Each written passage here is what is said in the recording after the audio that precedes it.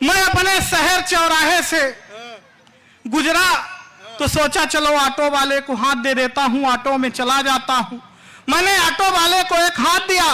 भाई साहब, ऑटो वाले ने ऑटो रोकी। उस ऑटो में पीछे एक खूबसूरत लड़की बैठी थी। उसने कहा अगर तुम इसे चढ़ाओगे तो मैं उतर जाऊंगी। मेरा इतना ज्यादा सम्मान। पीछे मेरी मैडम थी, वो दौड़ कर आई। उन्होंने दूसरे ऑटो वाले को हाथ दिया।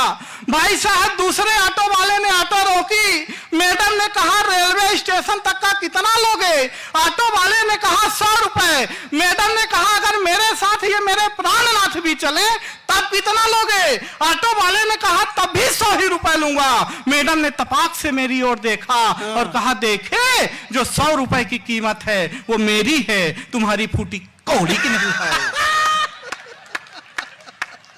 बहुत बढ़िया। इस तरह से मेरा सम्मान बढ़ता गया। पिछले दिनों मेरे शादी वाले आए। हाँ, ऐसे कर रहे हो जैसे ना आए रहे हो।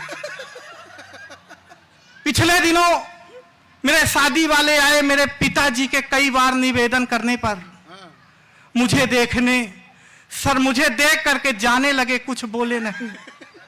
तो मेरे पिताजी खुदे आगे बढ़े, बोले सर आपने लड़का देख लिया? बोला कुछ नहीं। उन्होंने कहा देखिए भाई साहब, मैंने लड़का देख लिया है, अब आप इसे ब्यूटी पार्लर वाले को दिखाइए। पिताजी ने कहा सर शादी ब्याह लड़के और लड़की का संबंध है, आप लड़की को दिखाइए। तब जाकर फिर लड़की मुझे देखने के लिए आई। आधा घंटे तक लड़की हमको देखती रही। आधा घंटे तक लड़की हमको देखती रही। हम लड़की को देखते रहे। न लड़की हमसे कुछ बोल रही थी, न हम लड़की से कुछ बोल रहे थे। आधा घंटे बाद लड़की ने हिम्मत करके बोली कि भाई साहब, कि भाई साहब लड़का आप ही हैं, कि भाई साहब लड़का आप ही हैं। मैंने कहा जी बहन जी हम ही हैं। एक बार सारे हाथ उठा करके, वो बहुत अच्छे।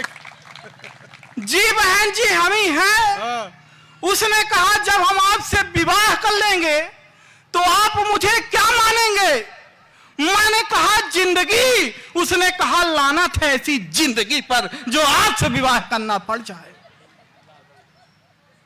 उसने कहा मैं विवाह तो नहीं कर सकती पर आपको एक सलाह देती हूं। मैंने कहा दे दो, कुछ है दे दो। सलाह है दे दो। अब कुछ हो नहीं पा रहा है तो उसने एक सलाह दिया, 4 लाइन में सुनाता हूं। समझ में आ जाए तो अच्छा है और नहीं तो मैं कुछ कर नहीं पाऊंगा। नहीं, मेरी कोई गलती भी नहीं।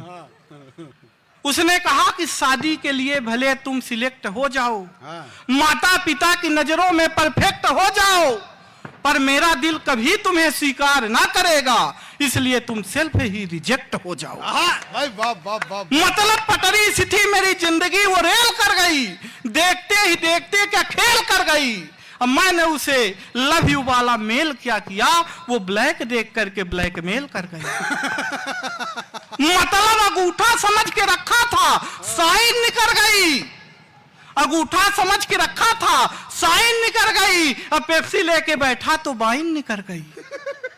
और जिस फोटो को देख करके मैं झूम रहा था, जब सामने मिली तो वो डाइन निकल गई। आजकल संदीप भैया गरीबों का प्रेम सफल नहीं होता है। आप कुछ कर लीजिए पर सफल नहीं हो पाएगा। आप गरीब हैं, कोई नौकरी वाला उड़ा ले जाएगा। इसी तरह मेरे साथ हुआ। मेरा प्रेम कोई उड़ा ले गया। वो रेलवे विभाग में था। यहां से कोई हो तो माफ करे, मैं उसको नहीं कह रहा। वो रेलवे विभाग में इतना याद रखिए कि एक लड़की प्रेम करके फाइन निकल गई।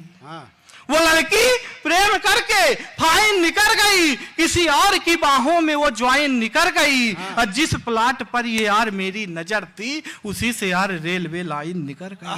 भाई वाह वाह वाह। मैंने कौशिक भैया से जाके पूछा, मैंने कहा दादा आप भी कुछ लाए हैं? बोले हाँ मैं तो फुलझड़ी लाया हूँ। फिर राकेश भाई से पूछा, बोले मैं तो पटाखा लाया हूँ। तो फिर मैं क्या ले आया? काला तो खुद था ही मैं, हाँ। काला तो खुद था ही मैं, घर वाइट उठा लाया। अच्छा। सब रंग कह रहे थे, मैं राइट उठा लाया। और ये लोग घर में लाते हैं पटाखा फुलझड़ी, मैं पूरा पूरा डायनामाइट उठा लाया। हाँ, भाई वाह वाह वाह। अब डर ये है डायनामाइट। अब डर ये है कि किस दिन फट जाएगा। हाँ। और जिस दिन फट गया तो उस दिन फिर समझ लीजिए क्या हो जाएगा।